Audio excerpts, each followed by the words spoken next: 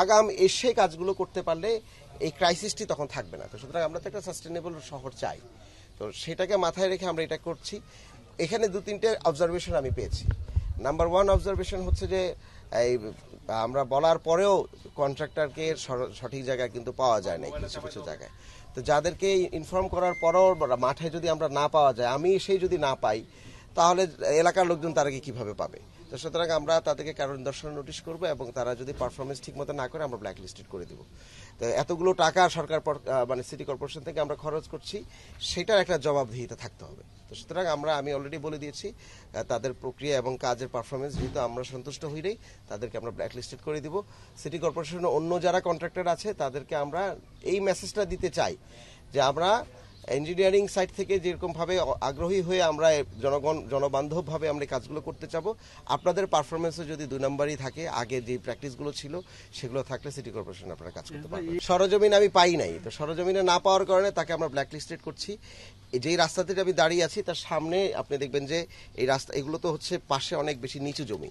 তো সুতরাং এই রাস্তাকে বাধাই করার জন্য যে কি ওয়ালের মতো আরসিসি কি ওয়াল আছে, সে আরসিসি কি ওয়ালের পিলারগুলো হওয়ার কথা ছিল স্টোন পিলার, কিন্তু আমি দেখেছি এটার পিলারগুলো হচ্ছে যে ব্রিক চিপ দিয়ে করা হয়েছে। তো আমি অলরেডি বলে দিয়েছি, আমি কথা বলেছি আমাদের অ্যাডিশনাল চিফ ইঞ্জিনিয়ারের সাথে, উনি বলেছে যে এটা উনি অলরেডি মানে এটা আমি বলছি এটা রাখা যাবে না, এবং তারাও বলেছে তারা অলরেডি নাকি নোটিশ করেছেন।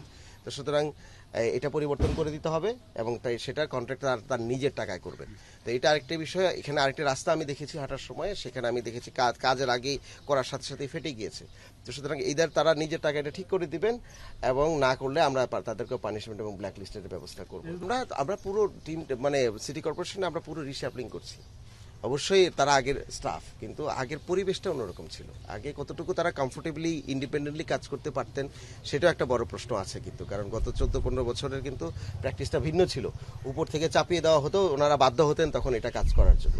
তো এখন তো তাদের এই ধরনের কোনো চাপ নাই, বরঞ্চ আমরা ইঞ্জিনিয়ারদেরকে বারবার বলছি যে আপনারা ইন্ডিপেন্ডেন্টলি কাজ করবেন, রাষ্ট্রের ইন্টারেস্টটা সবার আগে এবং সিটিজেনদের ইন্টারেস্টটা সবার আগে। সেক্ষেত্রে আমি তো দেখলাম যে আমি অবজেকশন দেওয়ার আগে ওনারা বলছেন ওনারা চিঠি ইস্যু করেছেন। তো সুতরাং আই রিয়েলি অ্যাপ্রিসিয়েট এই ধরনের প্রোঅ্যাক্টিভভাবে যদি তারা এগিয়ে আসেন।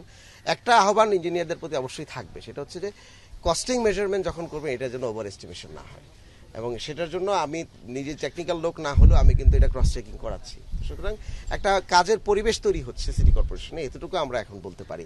কারণ কোনো ধরনের রাজনৈতিক চাপ আমরা কোনো সাথে থেকে নিচ্ছি না, এবং রাজনৈতিকভাবে কেউ প্রভাব বিস্তার করলেও আমরা ইঞ্জিনিয়ারদেরকে বলছি যে আপনারা আনবায়াসলি কাজ করতে পারবেন। একটা জিনিস খেয়াল করে দেখেন, এই ওয়ার্ডটির কথাই আমি বলি, এই ওয়ার্ড যখন আমাদের সাথে যুক্ত হয়েছে সেই সময় জমির দাম যা ছিল, আমরা যে প্রকল্পগুলো নিয়েছি প্রায় 100-800 কোটি টাকার প্রকল্প কিন্তু ইন টোটাল ডেভেলপমেন্টে খরচ হবে শুধু একটি ওয়ার্ডে।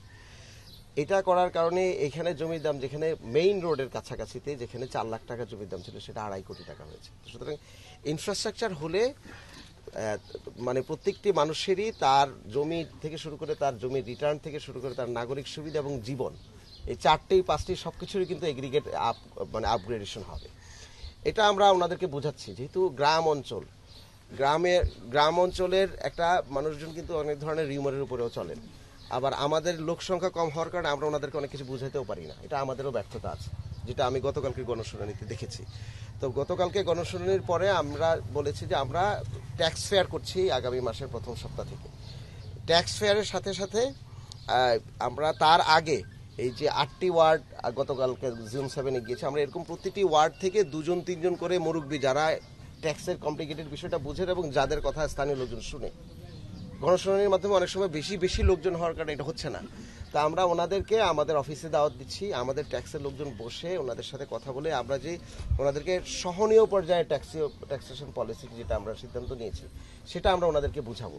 আমরা গতকালকে কিন্তু আলোচনার পরে একটা উত্তেজনা সৃষ্টি হয়েছিল, তারপরে আমি নিজে 4টি ওয়ার্ডের প্রতিনিধির সাথে বসেছিলাম, যারাই প্রটেস্ট করেছিল তাদের সাথে আমরা বসেছি। বসার পরে যখন আমরা হিসাবটা বুঝিয়ে বললাম যে আমরা কিভাবে তাদেরকে সহনীয় পর্যায়ে এটা নিব এবং এই ইনফ্রাস্ট্রাকচার তাদেরকে ডেভেলপ করে দিব, ওনারা কিন্তু হাইলি কনভিন্স হয়েছেন। আমাদের পেজে তারপর তাদের বক্তব্য আপনারা দেখতে পাবেন, ওটা দেওয়া আছে। তো সুতরাং আমার মনে হয় এই 18টি ওয়ার্ডের 2018 সালের ট্যাক্স থেকে শুরু করে এই পর্যন্ত শুধুমাত্র আমরা হোল্ডিং ট্যাক্সটা নিব, অন্য কোনো ট্যাক্স আমরা নিব না। এরকম আরো লাইটের কর, ময়লার যে করগুলো আছে, এগুলো আমরা কিছুই নিব না। তো আলটিমেটলি তার ট্যাক্স অনেক কমে আসবে, ভেরি সিগনিফিকেন্ট জায়গায় কমে আসবে, এবং এটাতে তারা লাভবান হবেন। এবং তারা যতটুকু ট্যাক্স দিচ্ছেন তার থেকে 3 গুণ 4 গুণ কিন্তু আমরা অলরেডি ইনভেস্টমেন্ট করে ফেলেছি।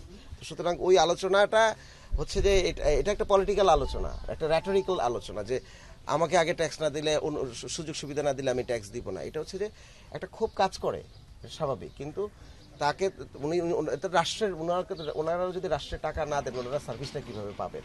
তো এটা আমরা এক ধরনের কো প্রোডাকশনের মতো কথা বলে আলোচনার মাধ্যমে আমরা আসলে সমাধানগুলো করছি।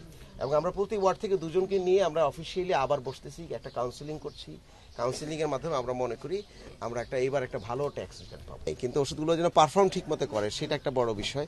সেটা খুঁটিনাটি দেখতে গিয়ে আমরা দেখলাম ওষুধ ঠিক মতো ছিটানো হয় না। ওষুধটি ল্যাবরেটরিতে টেস্ট অনুযায়ী খুবই ভালো, কিন্তু ওষুধ যারা ছিটান সেখানে এক ধরনের অনিয়ম, উদাসীনতা এবং এটা প্রপার সিরিয়াস মনিটরিং এর প্রবলেম আছে। এটা একটি সমস্যা।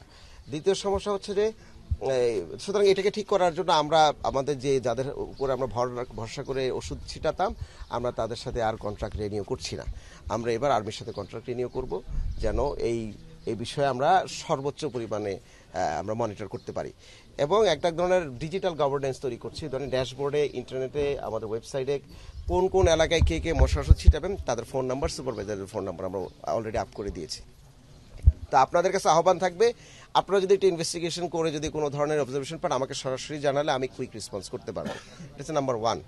নাম্বার 2 হচ্ছে যে প্রতিটি বাড়িতে ডেঙ্গু উৎপাদনের জায়গা কিন্তু বাড়ির ভিতরে, বাহিরে হচ্ছে মশা উৎপাদনের জায়গা। আমরা চেষ্টা করছি সেটা মোকাবেলা করার জন্য। প্রতিটি বাড়িতে ডেঙ্গু উৎপাদনের যেই মানুষের উদাসীনতার দায়ী, সেই ক্ষেত্রে ভাড়াটিয়া এবং বাড়িওয়ালাকে সচেতন করার জন্য আমরা ওয়ার্ড ভিত্তিক ভলেন্টিয়ার, আমাদের মশক কর্মী এবং আমাদের ম্যাজিস্ট্রেট নিয়োগ করে দিয়েছি আমরা। তারা এটা কিন্তু শুরু করে দিয়েছেন কাজ, এবং আপনারা কিছুদিন পর আরো বড় আকারের এই মোবিলাইজেশন দেখতে পাবেন। আমরা এর সাথে সাথে এটা যেন হেলথ ক্রাইসিস না হয়, কারণ যে কোনো সময় হেলথ ক্রাইসিস হয়ে যেতে পারে। তো হেলথ ক্রাইসিস যেন না হয় সেই জন্য আমরা ঢাকা শহরের সবগুলো হসপিটালের সাথে আমরা কথা বলেছি। আর কথা বলে আমরা বলেছি তারা যেন ডেডিকেটেড ডেঙ্গু ইউনিট করেন, এবং তারা রাজি হয়েছেন। ডেঙ্গু ট্রিটমেন্টের যে আপনার যে নির্দেশিকা আছে সেটা তৈরি করা হয়েছে, সেটা হসপিটালগুলোর সাথে আমরা আদান প্রদান অলরেডি করেছি।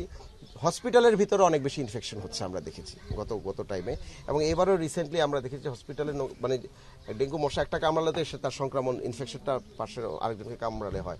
তো আমরা মশারি দিয়ে দিয়েছি, এবং হসপিটালগুলোকে আমরা বলেছি প্রয়োজনে আমরা আপনাদের হসপিটালগুলো পরিষ্কার করব, কারণ হসপিটালগুলো পরিষ্কার হচ্ছে না, ওখানে কিন্তু ময়লা, এসির পানি, ড্রেনেজের উপরে সার্ফেসে কিন্তু প্রচুর জমে থাকে। তো সেটা আমরা চেষ্টা করছি করতে। ঢাকার বাড়িওয়ালাদের প্রতি আমাদের আহ্বান, সেটা আমি বারবার আপনাদেরকে বলছি, আপনাদের বাড়ির 3 ভাগ গিয়ে কিন্তু আপনারা দেখবেন যে সবাই বিশেষ করে পাকঘরের জানালা দিয়ে ময়লাগুলো কিন্তু ফেলে পুরো বাসার ভিতরটা নোংরা করা থাকে। গাড়ি ধোয়ার জায়গাটা পানি জমে থাকে, এসির পানিটা জমে থাকে, ছাদের উপরে কার্নিশের পানিটা জমে থাকে, এবং এই সবগুলো জায়গায় আমাদের মশক কর্মীরা কিন্তু অ্যাক্সেস নাই, নিরাপত্তার কারণে আপনারা তাদেরকে ঢুকতে দেন না।